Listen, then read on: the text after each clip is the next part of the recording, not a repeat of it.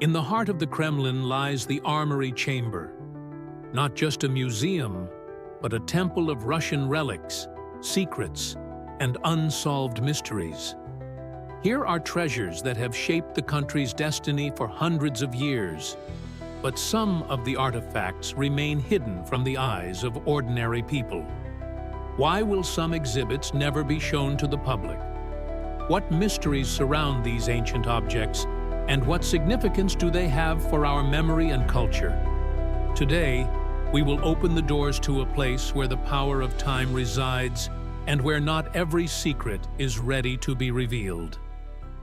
The Kremlin Armory is not just a museum, and not only the pride of Russian history, it is a real living archive of state relics, unique secrets, and a reflection of the country's fate over many centuries. When a person first steps inside these walls, they are immediately overcome by a special feeling of the weight of time.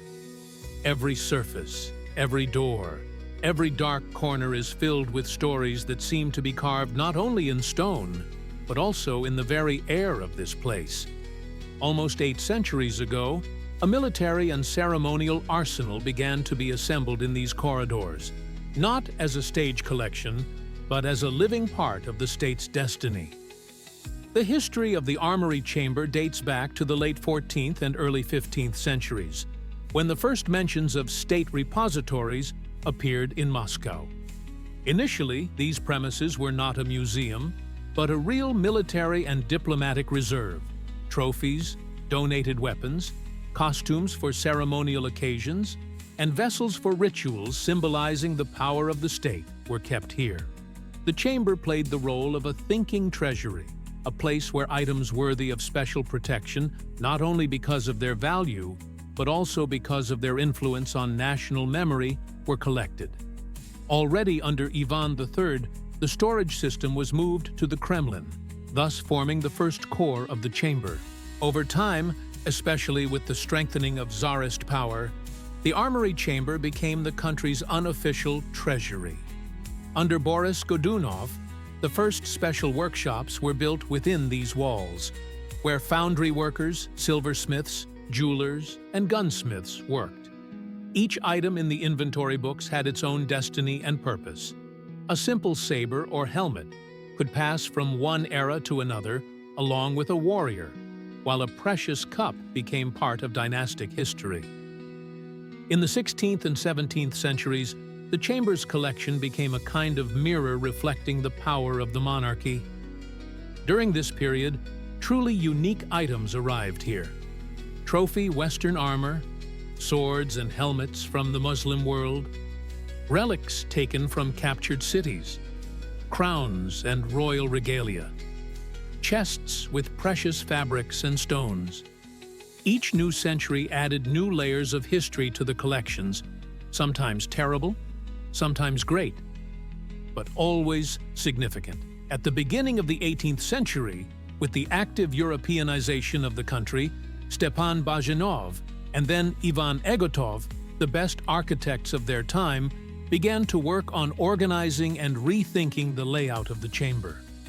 They were engaged not only in expanding the collection, but also in forming its structure, organizing expeditionary storage facilities, and dividing it into visible and hidden funds. It was then that the term particularly valuable items first appeared in documents, which were not displayed for public viewing, but were kept under heavy guard. With the arrival of the 19th century, and on the initiative of Emperor Alexander I in 1824, the armory officially became a museum. However, even after that, a significant number of items remained behind the scenes. Only selected custodians and researchers with the highest level of access were allowed to see them. These exhibits were hidden not only by physical walls, but also by a special order, a strict archive, where each item had its own research history. Today, the history of the chamber is inextricably intertwined with the fates of Russian monarchs, heroes, diplomatic missions, and even times of anarchy, when state values were on the verge of extinction. Rumors about the existence of items that no one has ever seen are passed from mouth to mouth among guides, museum employees, and even visitors themselves. For many, they will remain part of a great mystery, as no official exhibition will ever touch upon these items. Here, in the very heart of Russia, between layers of time and stone, a real mystery is born. The mystery of the Armory Chamber as a repository of secrets and a symbol of eternity. Unraveling these secrets, we delve not only into the history of museum display cases, but also into hidden rooms, archives, and secret tunnels, where each item keeps the pulse of the entire state.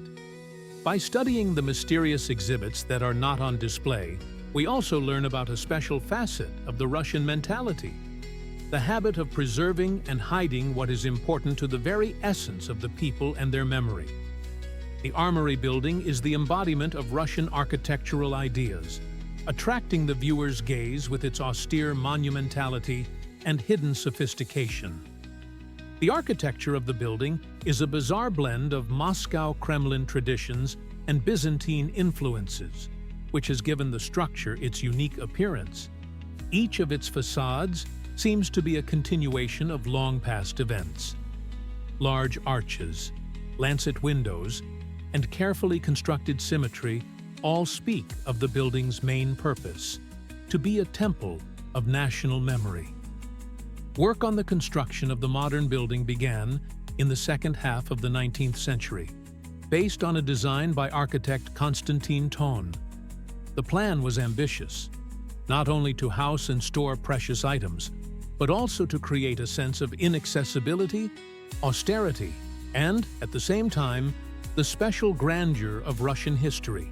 To this end, powerful walls, solid stone plinths, and double floors were erected, which became a kind of line of defense for the relics. The architectural details are not accidental. The exterior of the building is laconic and majestic, while the interior is divided into austere halls, each of which imitates a quiet fortress or ceremonial space with subdued lighting. The interior is carefully divided into zones. There are staterooms for public exhibitions, hidden galleries for official business, and deeply concealed cellars with special storage conditions. The spaces are filled with the heavy air of antiquity, and the lighting is designed so that every item in the display case looks solemn and mysterious, as if inviting the viewer to touch the past through the prism of time. The main hall is where ceremonies of regalia transfer, meetings of monarchs, and fateful decisions once took place. The master stonemasons who worked on the armory sought not only external splendor. The building materials were selected with particular care. Selected granite was used for the foundation, and marble and decorative brick for the walls. Some of the interior rooms are covered with paintings depicting heroes and important milestones in Russian history. Even the ventilation and heating systems were designed with the uniqueness of the exhibits in mind to protect them from temperature fluctuations and high humidity, the main enemies of ancient materials. Over the years, the architecture of the Armory Chamber has undergone restoration. Despite the intervention of time and man, the building has remained virtually unchanged and has retained the heavy aura of mystery that surrounded it 100 years ago. Rumor has it that there is a secret entrance to the underground floors, where exhibits are wrapped in velvet and locked in steel cabinets, hidden from outsiders even in times of war and change. These forbidden spaces remain largely unexplored and shrouded in legend. The exterior of the building is often the subject of study by art historians. Particular attention is paid to details such as the roof ridges, the mascarons on the gates, and the intricate bas-reliefs encoding state and family symbols. Nothing here is accidental. Even the sequence of rooms follows a mysterious logic, in which each transition from one room to another resembles a journey through the layers of national memory. Today, the Armory building is not only part of the museum, but also a living reminder of how carefully the Russian state has protected and continues to protect its most important values and mysteries. The museum invites everyone to delve deeper, beyond the high walls, through the labyrinthine corridors and secret rooms, to feel like a participant in an eternal story that continues through the centuries. The Armory exhibition is like a theater stage, where ancient objects continue to play their roles centuries later. The museum's main collection is a carefully organized collection that tells the story of the formation and greatness of Russian statehood through images of weapons, armor, jewelry, fabrics, and regalia. The first and perhaps most attractive part is the royal regalia. Here you can see the symbols of power passed down from generation to generation: the orb, a golden sphere with a cross; the scepter, a symbol of royal power; and the famous crown with precious stones, decorated with pearls and rubies. The history of each artifact begins not with the date of its manufacture, but with the Tsar to whom it belonged, the ceremony in which it was used, and the symbols of power woven into its details. The most famous and revered is the monomach cap, a ceremonial headdress worn by Russian rulers, which was only touched during coronations. The next most important section is weapons and armor, covering a huge period of time. On the shelves and in the display cases, you can see the battle axes of the Novgorod horsemen, long Tatar sabers, spears, battle hammers, and two-handed swords from the time of troubles. Each item is carefully catalogued, and most are accompanied by reconstructions of the historical events in which they were used. There are unique exhibits with commemorative inscriptions, hand-engraved after famous victories or in honor of great sovereigns. Applied art occupies an important place in the exhibition. In addition to the obvious jewelry, diadems, necklaces, rings, gold cups, infantry decorations, you can see gold-embroidered clothing, ceremonial camisoles of kings, trophy fabrics from distant campaigns, and unique relics of the Byzantine heritage. Many of these items were considered not just beautiful objects, but real talismans. After all, the patterns and precious inlays often had religious significance. Among the most valuable collections are ceremonial horse harnesses and harnesses inlaid with emeralds and garnets. These are not just decorative elements. In Russian tradition, the horse has always been an indispensable companion of the warrior. Each harness and saddle came with a legend, backed up by real historical facts or folklore.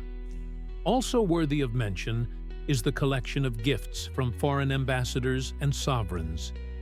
These were diplomatic gestures symbolizing respect and alliance between states.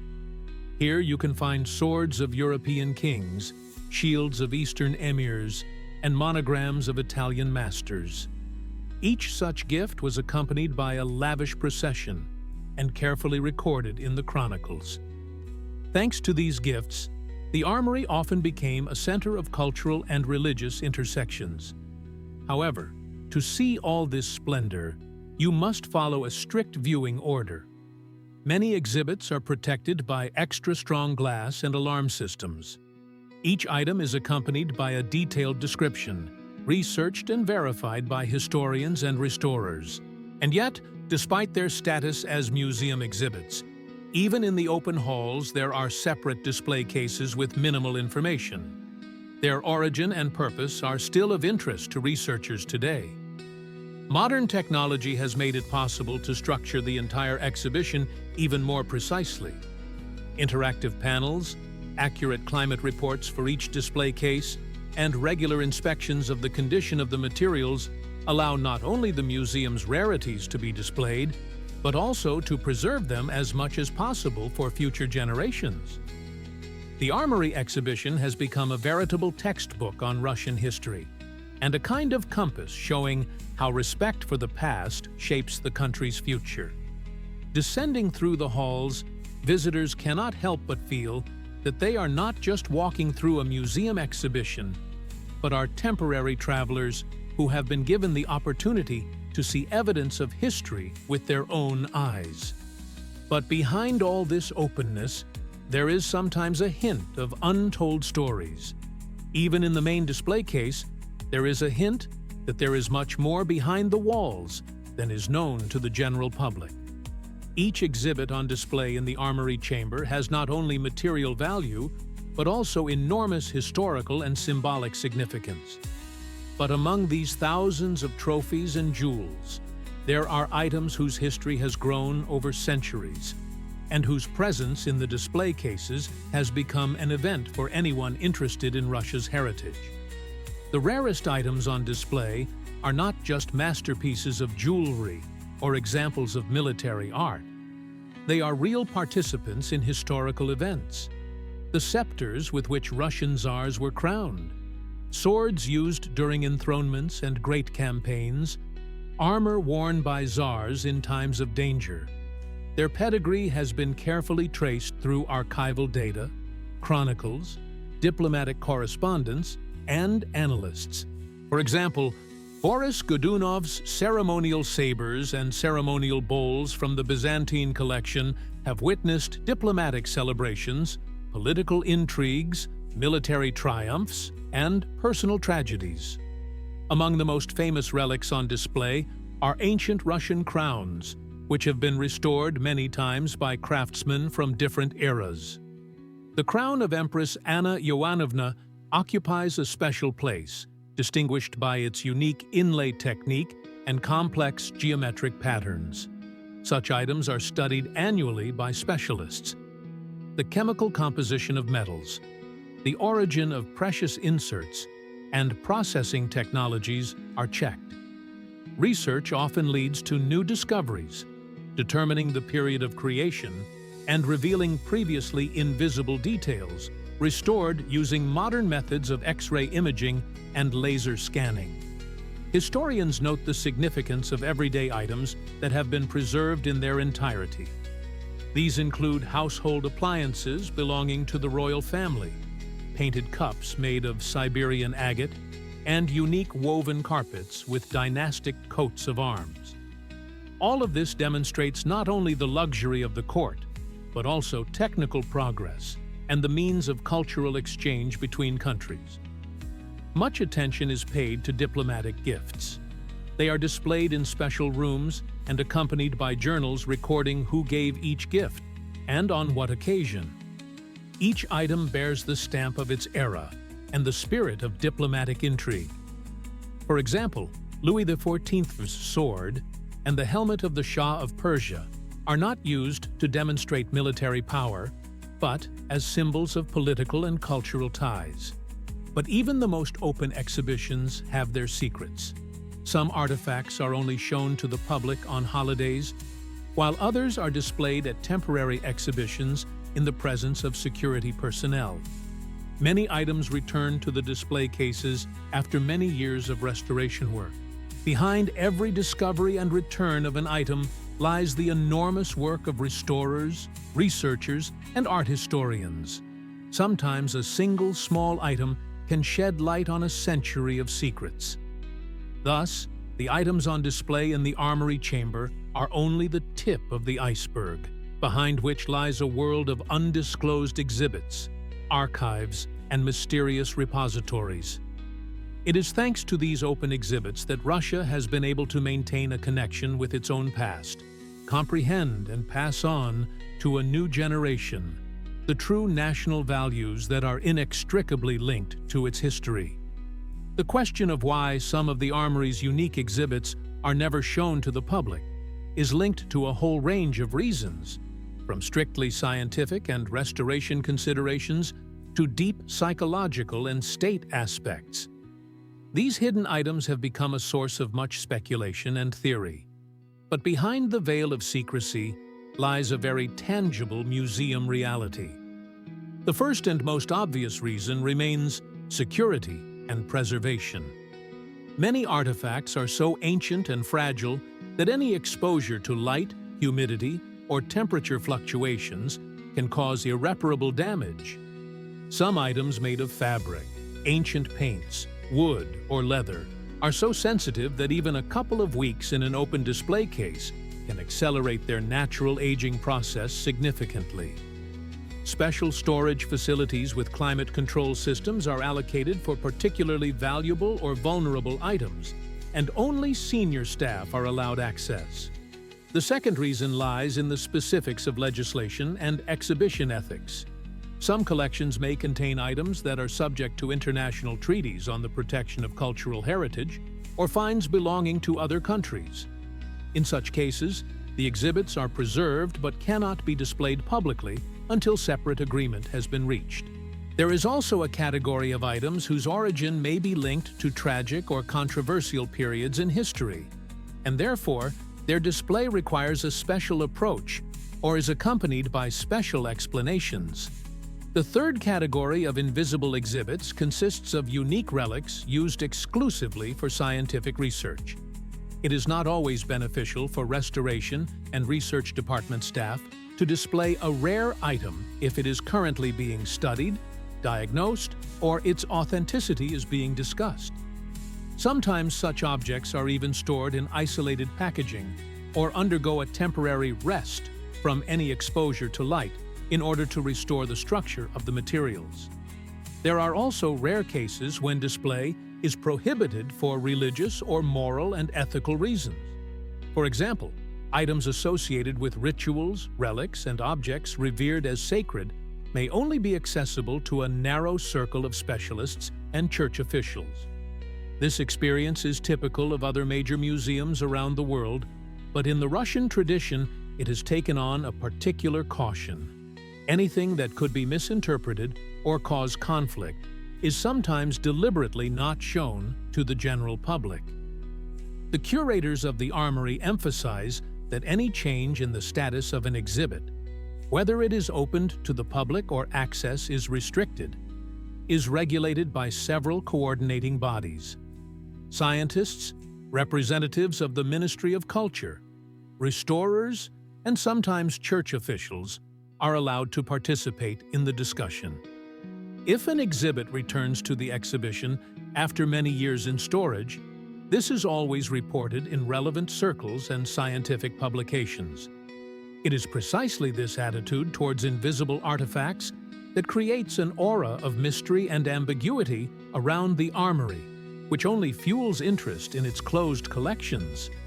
After all, the longer an item is hidden from the public, the greater its historical and cultural value to the national memory. The system for ensuring the security and preservation of the Armory's exhibits is a unique synthesis of experience in protecting ancient relics and modern technology. Any item recognized as a particularly valuable state treasure undergoes a multi-stage verification procedure. It is not only placed in special storage facilities with optimal climate control, but also undergoes comprehensive physical, electronic, and human protection measures. The most fragile and rare artifacts are kept exclusively in vault rooms equipped with climate sensors, automated ventilation systems, and multi-level alarms.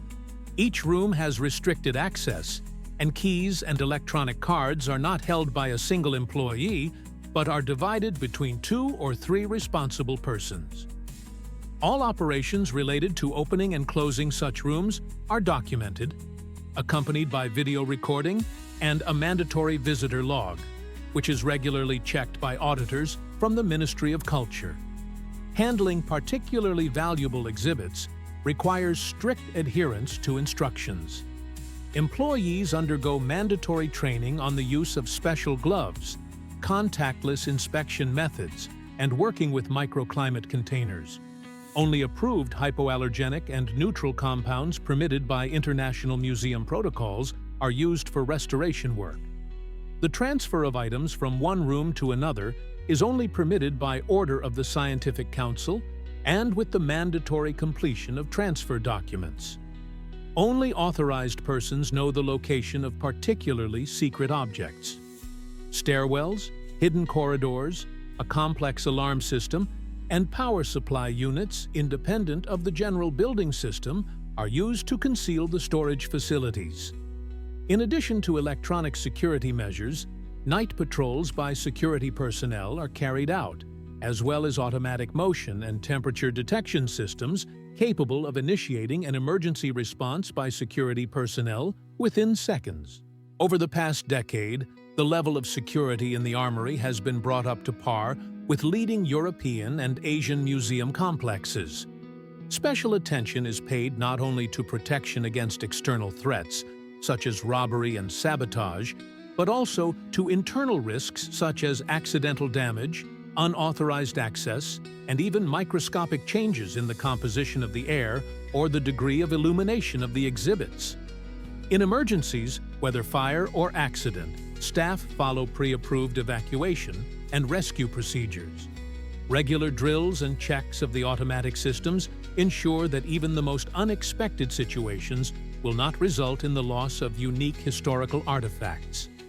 All this makes the armory not just a museum, but a stronghold where every item is protected with expertise and special reverence. Thanks to this well-thought-out security system, hundreds of invisible relics continue to wait for their moment, hidden from prying eyes but alive in the memories of the collection's keepers. The history of the Armory Chamber includes truly mysterious artifacts, shrouded in mystical legends and secrets, whose origins have not been erased by time. These items are difficult to find even in special museum albums. Their names rarely appear in public lists of collections, and their descriptions are accompanied only by indirect references in memoirs, restorers' reports, or diaries of servants. Some of the most famous are ancient relics that were the subject of rumors among employees as far back as the 19th century. It was said that mysterious icons, which miraculously escaped iconoclasm or the ravages of the revolution, were kept in the dungeons under the double vaults. They cannot be exhibited not only because of their fragility, but also because of their sacred nature. It was believed that any attempt to display them could violate ancient prohibitions. The chamber's collections also mention strange objects, many details of which are lost between the lines of the descriptions. For example, a dagger decorated with unknown symbols whose history is linked to the mysterious mission of Russian ambassadors to East Asia. There are stories that its shape and material are unlike any known tradition of ancient weaponry. It is referred to as a relic at the crossroads of worlds, and only a few experts have seen it on the restoration table. Items associated with tragic events occupy a special place, such as a cup that most likely belonged to the last ruler of the Rurik dynasty, about whom only a few words are mentioned in the museum's documents. It is believed that this cup remained sealed for years and was then discovered among other ceremonial vessels, but immediately after restoration, it was returned to a closed storage facility. Legends have also survived about the forbidden mirrors of the chamber. Allegedly, at the dawn of the 19th century, one of the guests saw the reflection of future events in such a mirror. Such stories sound like folklore, but even serious researchers sometimes cautiously confirm that there are indeed items in the collection whose origins are difficult to explain, and the history of how they came to be part of the collection is shrouded in guesswork and speculation. Artists, restorers, and sometimes even random visitors talk about unexplainable feelings when working with certain exhibits. Temperature changes, a faint smell of incense, sudden shadows on the walls of the storage room. Museum staff are not prone to mystification, but they admit that the aura of antiquity, imbued with the tragedies and triumphs of centuries, is felt most acutely in relics that are invisible to the eye. A special atmosphere of mystery gives these artifacts the significance of cultural and spiritual markers. They become not only objects of study, but also subjects of internal reflection for specialists. What is their true purpose? Why are they associated with so many taboos and sometimes paranormal rumors? And what role do they play in maintaining the cult of memory so characteristic of Russian history? Immersing oneself in these mysteries, one cannot help but wonder, Is this why some things remain out of reach to outsiders? To preserve the fine line between the world of facts and the world of the unknown? Unique cases and legends associated with exhibits that do not make it into the hall constitute a separate page in the history of the Armory. These stories are passed down by word of mouth among museum staff and sometimes among visitors, creating a special layer of cultural folklore that complements the official chronicles. One such case is the story of a mysterious chest, which, according to legend, was found in one of the secret storerooms at the beginning of the 20th century. The chest was locked with several locks, and none of the staff could open it for a long time. Only after the intervention of experienced restorers and specialists in ancient locks was it possible to open the lid, but the contents remained hidden from prying eyes. Rumors claim that inside are documents and items that could change the perception of certain historical events. Another legend tells of an ancient sword that, according to tradition, belonged to one of the great Russian princes. This sword has never been put on display, and rumors say that it possesses a special power capable of influencing the fate of those who come into contact with it. Museum staff who have had the opportunity to see the sword describe it as unusually light yet sturdy, decorated with mysterious runes that have not yet been deciphered. There is also a legend about a mysterious mirror that, according to legend, is capable of showing not reflections of the present, but visions of the past or future. This mirror is kept in one of the closed rooms, and only a select few have access to it. Stories about it are whispered, and no one dares to reveal all the details for fear of breaking ancient taboos.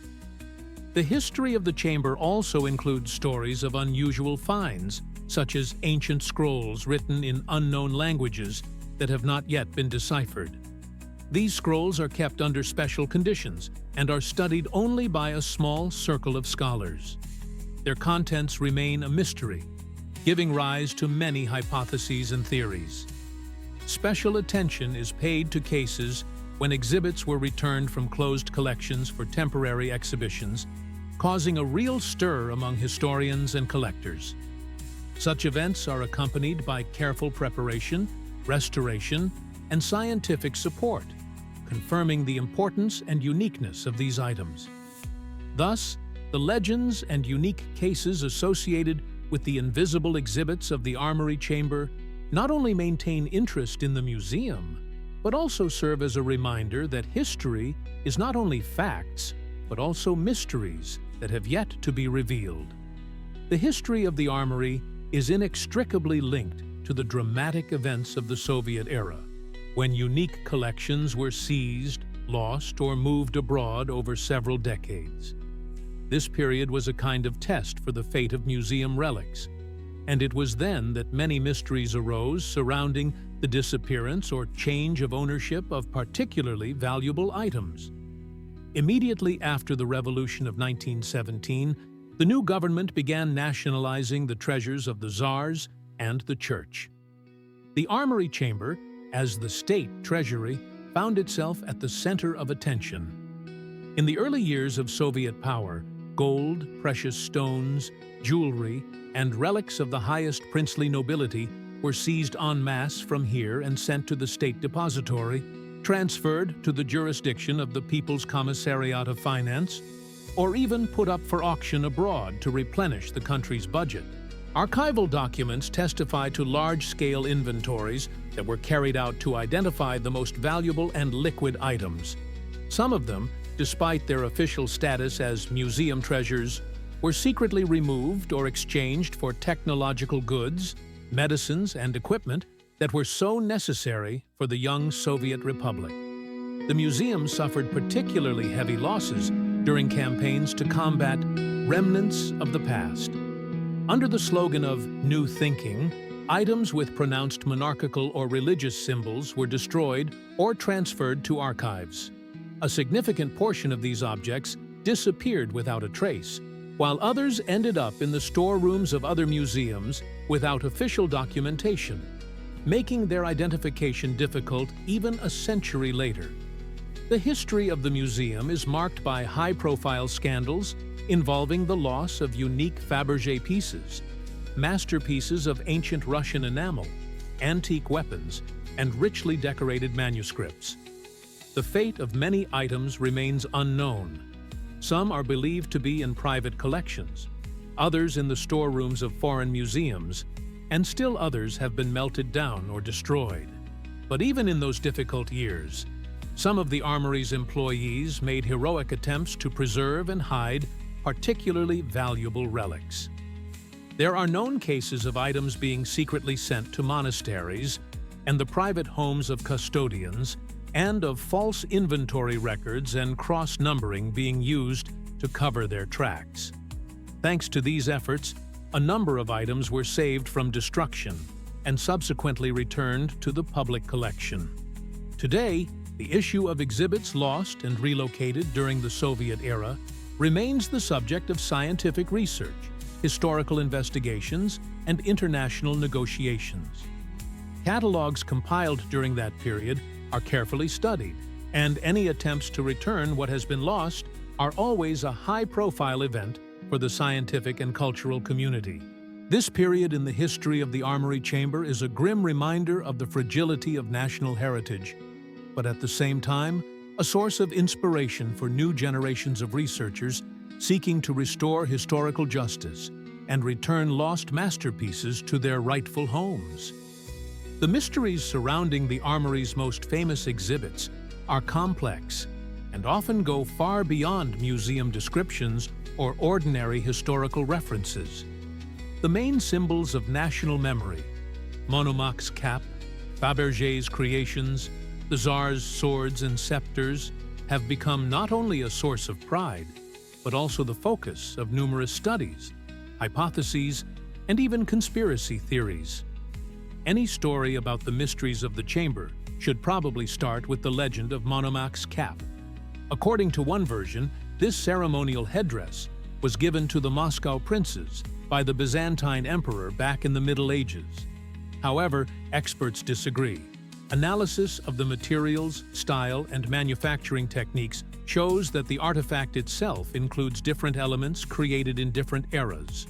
There is reason to believe that some of the decorations sewn onto the headdress were added much later and may even have changed places in the collection over the many years of storage. Attempts to study the cap using modern methods of spectroscopy and X-ray fluorescence analysis have always been shrouded in secrecy, and the results have only been partially published, emphasizing that not all information is subject to disclosure. No less interesting are the famous Fabergé eggs, jewelry masterpieces created by order of Russian emperors. The history of each of the surviving specimens is full of twists and turns. Some of the items disappeared without a trace during the revolutions and world wars, while others were bought at international auctions only decades later. Some of the eggs were kept in the closed collections of the Armory and were only occasionally displayed during anniversary exhibitions. There is evidence that research into the internal mechanics and fragments of the decoration was carried out only under the supervision of a group of museum restorers, and access to the artifacts was restricted to a few specialists with the highest security clearance. The fate of the unique ceremonial swords remains a mystery. Most of the swords and sabers are works of art decorated with precious stones, intricate enamels, and original engravings. Their history is recorded not only in official archives, but also in the diaries of participants in palace ceremonies. There is a belief that some swords, especially those associated with supposedly mystical coronation rituals, were hidden from the general public because of their special symbolic significance, to prevent their loss or misuse. The secrets of individual items are inextricably intertwined with judicial and political conflicts. For example, the history of Monomach's cap is accompanied by disputes over its authenticity and the right to it by different dynasties. Some researchers have hypothesized that the true relic was lost or replaced with a later copy. But no museum employee will confirm such conjectures. The only thing that remains indisputable is that the relics of the Armory Chamber continue to influence Russia's self-image, shaping its image of statehood, continuity, and mysterious grandeur. Scientific publications about the most famous items often contain omissions and sometimes direct references to the existence of closed departmental expert examinations, the results of which are not publicly available. This practice is traditional for the world's largest treasure chambers, but in the atmosphere of the Moscow Chamber, it has taken on a particular poignancy. After all, the more significant the exhibit, the longer the chain of people and circumstances protecting its secrets. As a result, the fate of such exhibits as Monomach's cap or Fabergé eggs is not only a collection of historical facts, but also part of the living mystical heritage of a country where mystery becomes an integral element of national mythology and cultural memory. The influence of politics and power on the formation of the Armory's exhibitions has been decisive throughout its history, from the first Tsarist decrees to the modern decisions of the ministries of culture.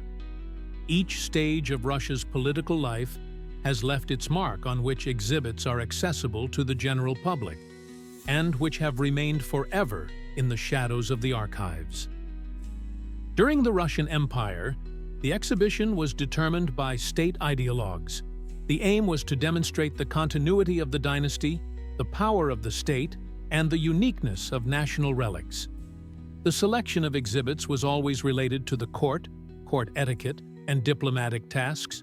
For example, in preparation for coronation ceremonies or international diplomatic visits, certain items were only displayed in the presence of foreign guests and then returned to closed storage to emphasize the special status of Russian relics. With the advent of Soviet power, the focus shifted. The new ideologues sought to emphasize the achievements of workers, craftsmen, and military engineering, which was reflected in changes to the exhibitions. Many monarchical and religious symbols were removed and replaced with exhibits more in line with Soviet patriotism. Analysis of the archives shows that some objects were closed for political reasons, often by decision of commissions under the Ministry of Culture, or even higher party authorities. Until the collapse of the Soviet Union, museum policy remained strictly centralized. There were periods when access to some of the museum's collections was restricted to a narrow circle of scholars, admitted by special agreement. The opening or concealment of artifacts was regulated at the level of state decrees, and some items were even recommended for temporary removal from public view to prevent ideological decay, as it was formulated in the documents of that era. With the beginning of the new Russia and the establishment of a market economy, attention to exhibition policy intensified. The task of not only preserving but also restoring what had been lost, repatriating exported exhibits, and renewing open exhibitions was given top priority. The formation of the exhibitions became a professional and public process involving historians, restorers, cultural figures, and sometimes social activists. But even today, questions about displaying particularly sensitive items related to religion, the fate of czars, or controversial episodes in history are only resolved after consultation with museum directors and relevant authorities.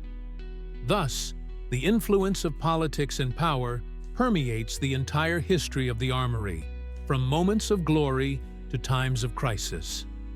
The political situation determined not only the images of historical eras, but also the very concept of heritage.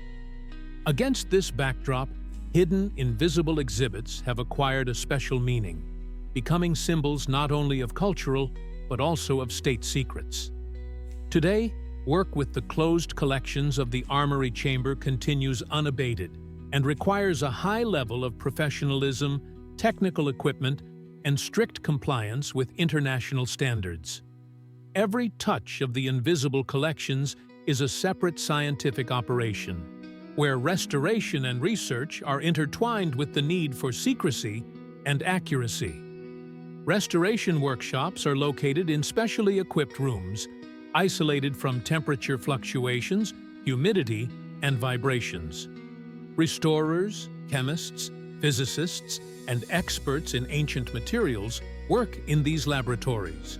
Their task is to restore objects to their exhibition form without compromising their authenticity or adding anything unnecessary. One of the main difficulties is working with organic materials, ancient fabrics, parchment, and wood. To preserve them, neutral reagents, ultrasonic cleaning, microscopic needles, and even laser equipment are used. In recent years, interdisciplinary research has become particularly important. Methods such as X-ray structural analysis, DNA analysis, mass spectrometry, and three-dimensional surface scanning are used. This makes it possible not only to restore lost layers or patterns, but also to determine the manufacturing technology, geographical origin of materials, and sometimes even establish the owner or region of origin of a particular exhibit. Work with closed collections is strictly regulated by internal guidelines and international conventions. All documentation is kept in digital form, and access to the most valuable objects is restricted to specialists with the highest level of clearance. Restoration reports are often published with delays or in fragments to protect the collection from increased attention or possible theft. Joint projects with leading universities and scientific institutes around the world play a special role. Russian specialists exchange experience with colleagues from France, Germany, Italy, and other countries, which allows them to implement the most modern methods of analysis and diagnostics. Sometimes, with the approval of government agencies, unique items are put on temporary closed display for a narrow circle of international experts.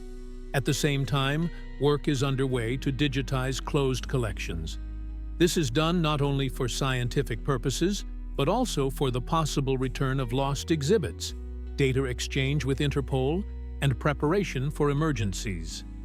Each virtual copy is a detailed scanned file with a three-dimensional model, accompanied by a complete history of restorations, analyses, and owners.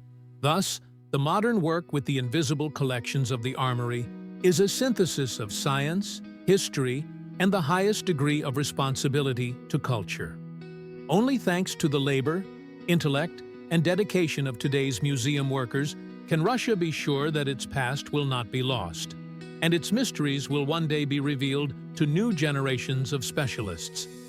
One of the most discussed and strictly regulated aspects of working with the Armory's exhibits remains the issue of confidentiality and restrictions on photography and video recording near certain items.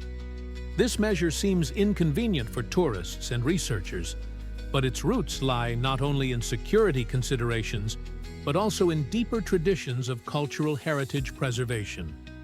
The main reason for such restrictions is the need to protect unique artifacts from the negative effects of flashes, light, and other electromagnetic radiation.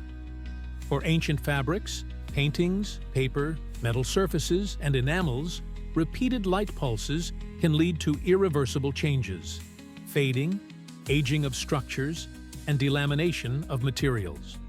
Organic dyes, natural pigments, and varnishes used by craftsmen in the 17th and 18th centuries are particularly vulnerable to modern digital flashes. Even brief exposure to light can diminish the value of an artifact in the eyes of future generations. The second, equally important reason lies in museum security requirements. Photography and video recording allow detailed images of security systems, camera locations, vulnerable areas, and staff movement routes to be created. The collection of such information can be used by malicious individuals to plan unauthorized access or theft of items. According to international standards, museums have the right to prohibit any type of visual recording in order to prevent threats. The ban also applies to exhibits that are the subject of scientific or legal proceedings. For example, items that are the subject of disputes over ownership, repatriation, or restitution are sometimes displayed without open photography to prevent the spread of unauthorized copies or speculation until expert assessments and negotiations have been completed. There are artifacts that are subject to temporary or indefinite restrictions due to their cultural or religious significance. Custodians claim that other items are sacred relics and may only be photographed by an authorized person in agreement with church and state authorities. Sometimes restrictions are dictated by the wishes of donors or heirs. This is stipulated in the transfer documents and is still observed today. To ensure compliance with these rules, special staff are on duty in the halls, electronic detection systems are sometimes used, and violations are considered on a case-by-case basis. Such measures are respected by professional historians and restorers, but often become a topic of discussion among tourists and bloggers who dream of bringing a piece of great history into the digital world. Today, the Armory continues to improve its access and recording policies within its halls. Special days are being introduced for closed photo sessions of a scientific nature, digital archives are being developed, and high-quality interactive virtual tours are being offered, allowing visitors to view unique exhibits without risking their preservation. The system of restrictions in the Armory demonstrates not only respect for the past, but also a conscious concern for the future. After all, every item here is a unique witness to an era that must be preserved in its original form for future generations. Among those who are most deeply immersed in the study of the Armory Chamber's hidden and unexhibited exhibits are archaeologists, art historians, conservators, museum curators, and leading historians.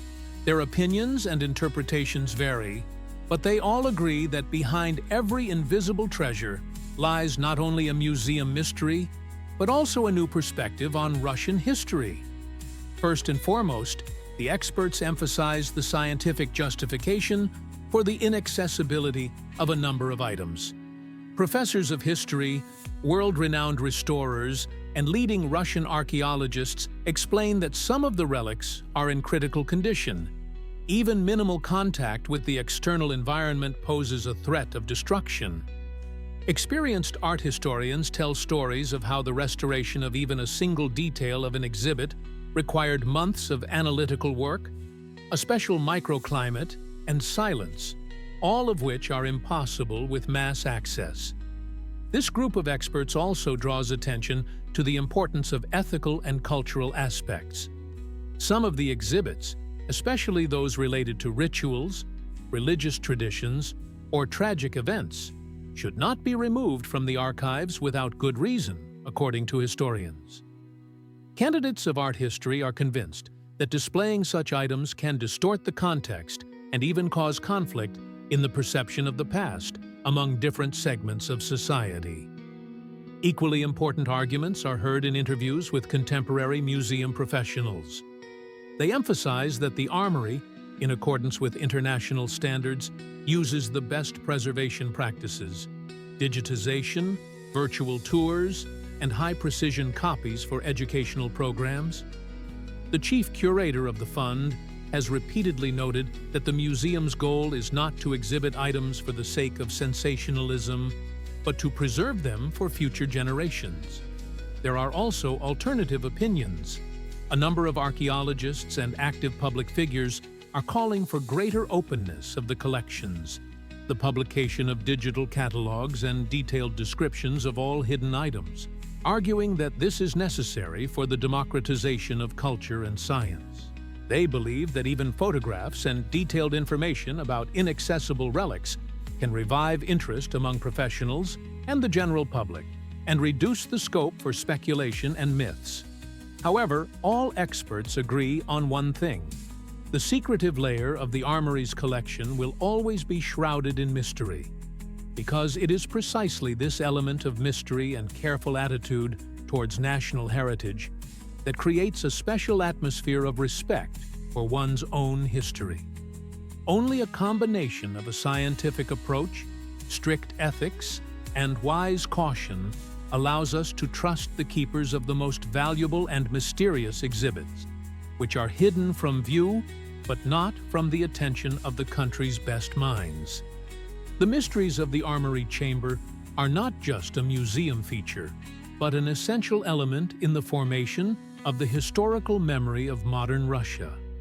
Those items that remain out of the public eye become an integral part of the myth of statehood, guardians of the highest national secrets, and witnesses to those pages of history that are only fully understood by a select few.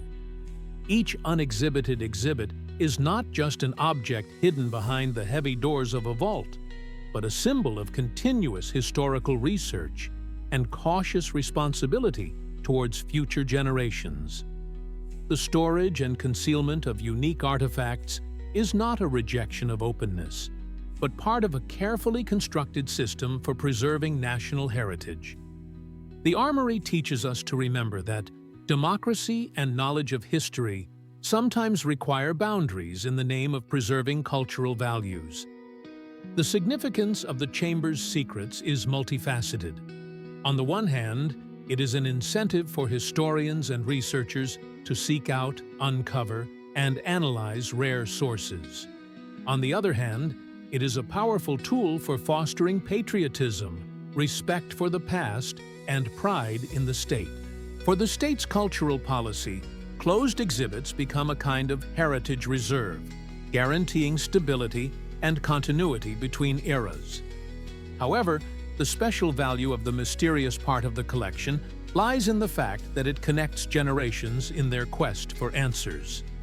The tradition of understatement creates fertile ground for scientific discoveries and public debate, has a tangible impact on society's self-identity, and strengthens the symbolic significance of national treasures. The expert community agrees. It is important not only to preserve and study the treasures of the past, but also to foster a respectful attitude toward one's own history through the prism of respect for mystery. After all, a truly living memory is not complete knowledge, but a conscious movement toward its limits. The Armory is the embodiment of the belief that Russian history still holds many secrets that will be revealed to new generations and become the foundation for the country's further spiritual and cultural growth. Thus, the significance of the unexhibited exhibits goes beyond mere display. These relics embody the idea of the nation's eternal reserve, preserving not only objects, but also meanings, as evidence of the vitality, greatness, and mystery of the Russian people, whose history continues in everyone who tries to understand and preserve it.